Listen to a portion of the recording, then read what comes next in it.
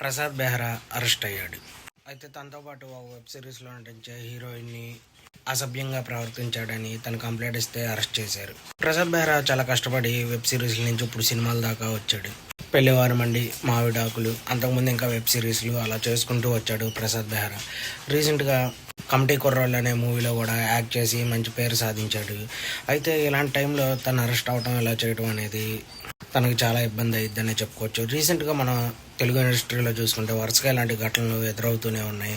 అవి పెద్దవాళ్ళ నుంచి చిన్నవాళ్ళ వరకు అందరి విషయంలో ఇది ఎదురవుతూనే ఉంది. ఎందుకో తెలియట్లేదు. అయితే ప్రసాద్ బెహ్రా గారు తన వీడియోస్తో చాలా మందిని ఫ్యాన్స్ని సంపాదించుకున్నారు. అలాగే మూవీస్కి కూడా స్క్రిప్ట్ రైటర్గా, అసిస్టెంట్ డైరెక్టర్గా ఇలా చాలా చేసి ఇప్పుడు ఒక మంచి పొజిషన్లోకి వచ్చారు. అయితే ఇలాంటి టైంలో అరెస్ట్ అవడం మాత్రం చాలా ఇబ్బంది అనే చెప్పుకోవచ్చు. ఎందుకంటే ఒక్కసారిగా ఒక 7-8 సంవత్సరాల నుంచి సంపాదించిన పేరు ఒక్కసారిగా పోయిద్ది.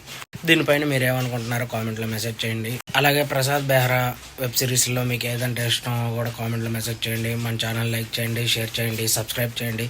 తప్పే ఉంటే క్షమించండి. బాయ్. కొంచెం సబ్స్క్రైబ్ చేసుకోవడం మాత్రం మర్చిపోకండి. Please subscribe.